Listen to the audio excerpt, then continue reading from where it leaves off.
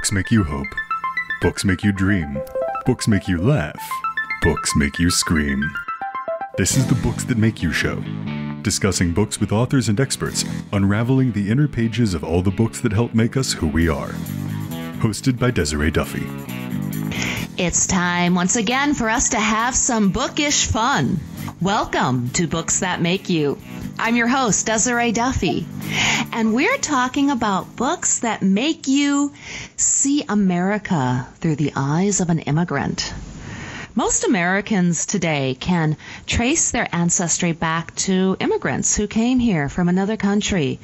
Some of those journeys happened more distantly in the past and some more recently. The commonality that we all share is that as Americans, we are all uniquely united together in this nation. The reality is that there's a lot of red tape and difficulties when coming to the U.S. Women especially, they deal with stress and hardships, leaving one family and starting a new one in a new place. The book, Yanique in America, is the memoir of Yanique Beliard Michel. It is the story of how she came to the U.S. and chased after her dreams. Now, that road was not easy, and it's through her eyes that we can come to understand the stories of so many who immigrate to the United States. Yanique, welcome to the show. Thanks for having me. You bet. It's an honor to have you with us. So, can you tell us, why do you think it is that so many people from around the world dream and strive of coming to the United States? First, when I was growing up, there were movies. They presented the United States as the place to be. Mm-hmm. But in my case, it was mostly fear.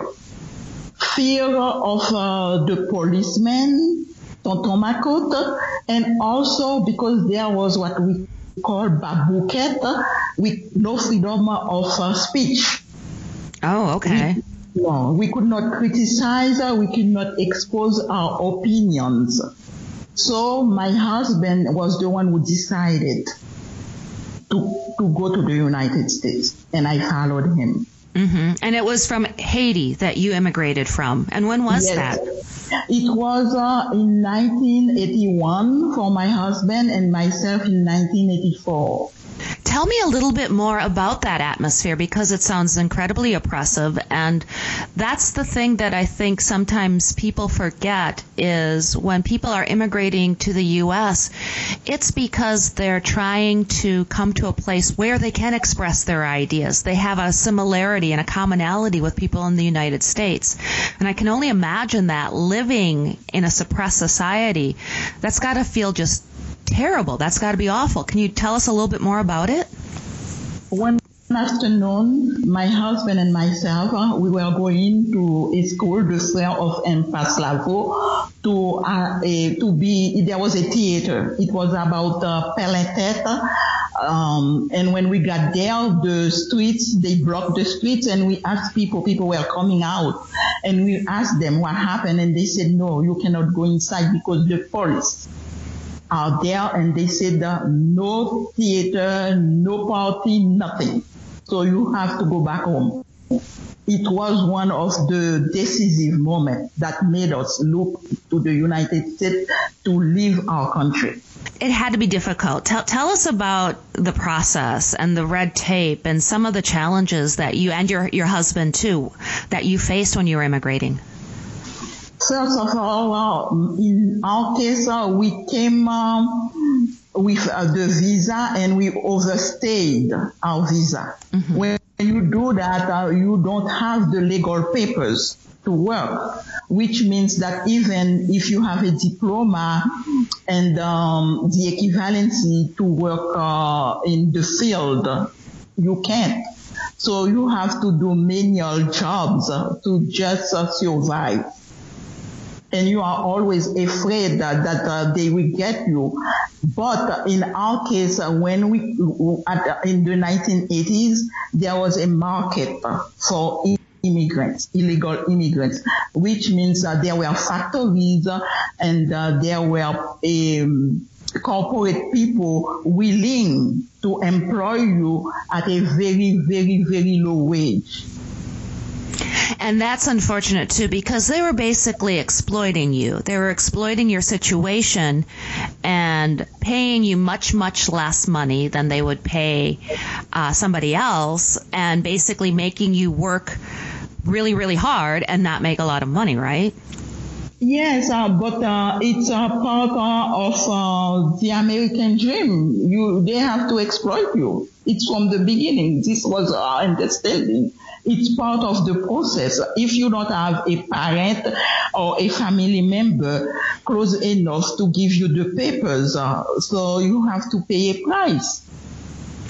So you're telling me that people who immigrate to the U.S., they consider it part of paying the price to be exploited. They expect being exploited, and that's okay? Not that it's okay, but what can you do? You don't have a place where you can go or to complain. Yeah. You have to go back to your country, the country that you first turn your back on because you were there oppressed. Right. It's like you are in between a rock and a hard place. You can't go back, so you're going to do whatever it takes to stay. And unfortunately, companies, employers, people prey on that because they know that you're in a desperate situation. Yes. You and your husband both had degrees, and you were working in menial jobs. What were your degrees, and what are some of the things that you worked and did just to make it and just to survive? My husband was a physician in Haiti. Before traveling to the state, he passed his ECFMG. He was the laureate, the person with the highest grade for the Caribbean region. But when he moved to the U.S., because he didn't have his papers, he worked as a nursing assistant. He worked as a nursing assistant for 7 years, and then Reagan, he passed the Reagan administration papers, and they gave him his papers. Amnesty. He passed the amnesty. The amnesty. He was approved for amnesty, and he became legal and then worked as a physician. Wow. In my case, I stayed and finally I was nominated to be in charge of a hospital in Haiti. But they wanted me to agree with the political, if you have a job and it's a well-paid job, they expect you to support the president. Oh, okay. So they made it especially difficult because you had a really good job, and their expectation was that you were going to support their political views. And yes, that's the way it is. Wow. And that must be hard, too, because now you were basically, they were trying to force you to agree and to state that you were in agreement with them when actually you weren't. That's the point. Now, your mother and your maternal grandmother as well, they were a big influence on you. Can you talk about them? Yes, my grandmother from when I was very, very young, she was always working. And that's the memory that I have that stays with me. My grandmother was always working. And it's the same for my mother. And they were blessed because they were productive and successful. And they encouraged me never to give up, to keep trying. That's a wonderful message. And your education is your first husband. That's advice that you were given as well, right? Can you talk about how that influenced you? Yes, because I wanted to drop out of school. In high school to go to a secondary school, and my mother didn't think it was enough for me to be able to survive because I am dark skinned and I am not light skinned, and she said that I was going to be able to make it. So she said you must have a diploma where you can be independent, autonomous, and earn money. And your husband is your diploma is your first husband. So you need a good diploma so you can take care of yourself and not depend on a man. That's excellent advice. You had some very smart women that helped raise you, and they helped make you independent and gave you that foundation. And I have to imagine, too, that when you immigrate to the U.S., that when you're a woman, there's especially some difficulties that you might face because you're worried about your family, and whether it's uprooting your family or starting a new family, leaving parts of your family, that's got to be hard and challenging too, right? Yes, it's hard, but in my case, I was lucky because my mother was able to take care of my daughters while I was working with my husband. And she has a very good entourage in Haiti, which means that my daughters, they went to the best schools before they joined us. And today, how are your daughters doing? I mean, because you, much like your mother and grandmother influenced you, you must be a big influence on your daughters' lives, right? Yes, my Cindy is an architect. And she's working in New York. And she went to a contest and she was the winner 9 years ago. That's fabulous. She went to an architectural contest and she was the winner. And Christy is working in the publishing field. Oh, that's wonderful. Yes, you must be very proud of them. That's fantastic. Congratulations. Thank you. And so when you came to the United States, you came to New York. Why specifically did you feel the need to go to New York? What was it about New York that attracted you? Because I had family members, my grand aunt and cousins, they were living in New York. So tell us, how do you feel about New York today? How do you feel about the United States?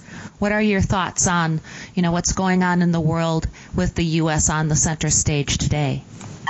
It's difficult because I think there is a misconception about immigrants. Before, we used to rely on the United States as the country where you can present that country as an immigrant accepting and immigrant friendly, but it's not anymore. But what I will say is that I still love America. I'm in love with America because this is the country where you can go and try and still make it. Absolutely. That is one of the beautiful things about the United States is we really do have so much opportunity for people here. And I agree, immigrants are the backbone of this country. Most of us, probably over 99% of us, have lineages from other countries. It's just a matter of when that immigration may or may not have taken place. You're a more recent immigrant. I know that my family, my great-great-grandparents on both sides, came over from the Netherlands and from Germany. So I think it's a little hypocritical when people look at immigrants as others or as outsiders or somehow feel that they're going to take something away from them. That doesn't make sense, especially in your case. You and your husband, too, you worked very, very hard. You contributed. You paid taxes. There was no opportunities that you got that you took away from somebody else. It was just opportunities that are there for everybody to take part of and enjoy as long as they work hard for it, right? Yes, and this is the best thing about America. It's there. You have to try, and if you try and you are good at it, you can get it. Right. And obviously you are very good at it, because look at you now. I mean, you made it. You overcame so much, and you've come out with this book, and it's an absolute delight to read. It's eye-opening. It's very intriguing to see the world through your eyes as an immigrant. So can you tell us more about your book, Yanique in America? Can you set the stage and just give everybody an overview of what your book is about? In the first part, I explained my relationship with my mother. And it's like a mother-daughter's relationship and the problem, but finally we made it. Mm-hmm. But the second part is mostly about myself being a mother. Mm-hmm. And then the problems I face because I used to condemn my mother and I didn't understand her. And I saw it was difficult for her to be a single mother with a boyfriend, my stepfather, mm-hmm. and raising 2 kids on her own. And then myself in the United States, I was working. I didn't have a backup for my daughters. I was to take care of them and working, take care of the house, and I had to do everything by myself. I exposed the difficulties I met in working in the U.S. when I was illegal, undocumented, and how I accepted to do whatever I had to make it. And then finally, when I had a job and I was documented and provided for my daughters and my husband left me, I also explained the hardships I met through cancer with my husband. I opened my heart and talk. Yes, you do. And especially the relationship with your mother is such a pinnacle piece of your book. And you coming to understand and, accept some of the advice that she gave you early on, that at first you didn't agree with it, but then you came to understand her as you grew and became a mother and as you evolved as a person as well, right? Yes, because she was 99% of the time she was right. I was stubborn and difficult and probably egocentric and egoistical. I wanted her for me. And finally, she was right. Yeah. That's one of the joys of being first a daughter and then a mother and even then a grandmother is you realize as you grow and learn that mom was right about so many things. Yeah. And I think that's really, there's something very beautiful about that as we all learn and grow, that we come to that understanding that, yeah, mom was right. Mom was right. Now, you talked about your husband, and unfortunately he was taken from you by cancer. How has that experience shaped who you are today? And can you talk to us a little bit about that? Mm-hmm. I was very hopeful, positive, aggressive, but today I can say that I am subdued, meaning that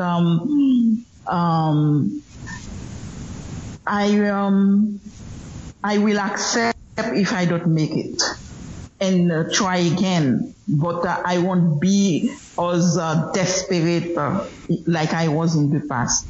What advice do you have for people who are seeking to immigrate to the U.S.? What suggestions would you make to them? The first one is to have a good education and to just remain honest. It's because in my case, they made us an offer, like to divorce and then to marry someone so we can get our papers in 6 months. We didn't do it. We refused. We didn't do it. Right. You didn't want to compromise your principles and your marriage. I mean, your marriage is just that. It's a promise to another human being. And again, people were trying to advise you or get you to do things that just wasn't right. To suggest that you get a divorce and then just marry somebody. Yeah, so you can be in the U.S. That's awful. That's dreadful.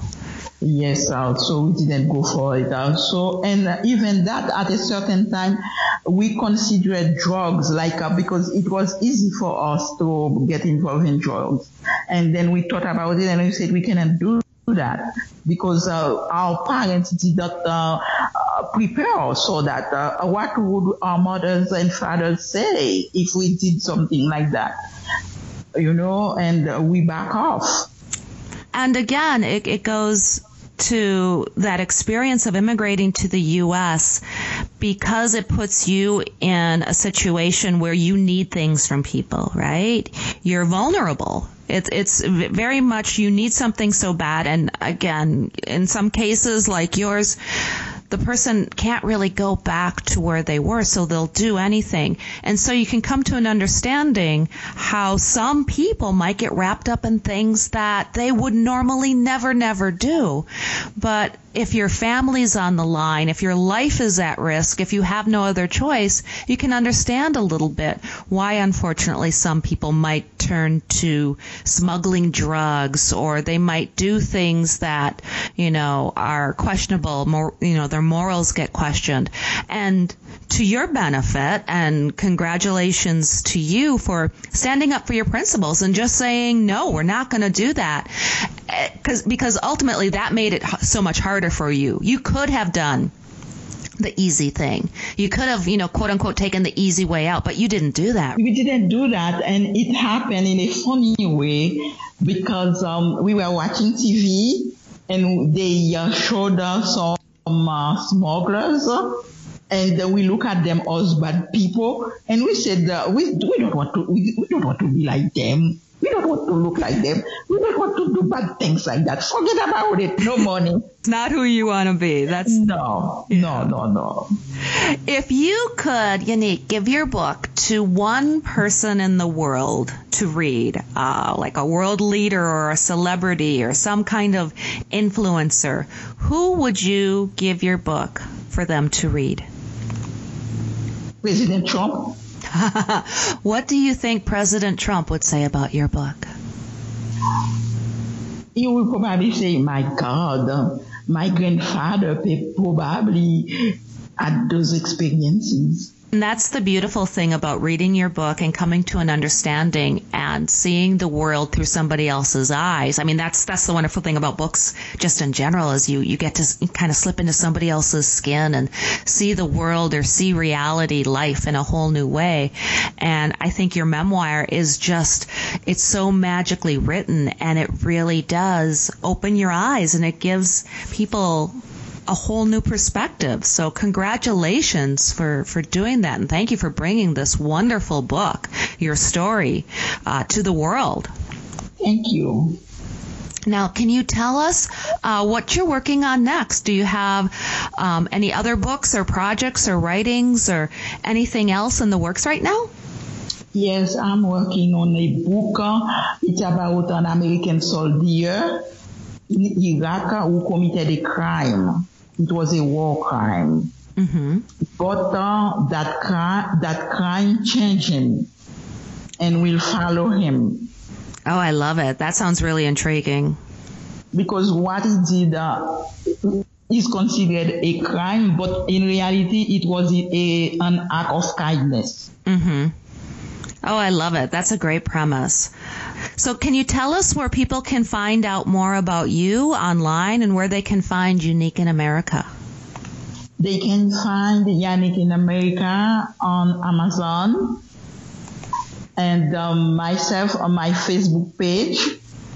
Excellent. Well, Yanique, thank you so much for joining us today. This has been an incredible experience learning about you and your journey coming to America from Haiti and all of the trials and tribulations that you went through, and ultimately the happy ending that you and your daughters are here now and are living an amazing life and, such wonderful contributors to society, and congratulations on everything. Thank you again. Thank you, Desiree, for offering that platform to writers. You bet. My pleasure. And once again, thank you, everybody, for listening. My name is Desiree Duffy, your host on the Books That Make You show. And if you would like to find out more, you can visit our website. Yanique and her book are on there, too. It's called booksthatmakeyou.com.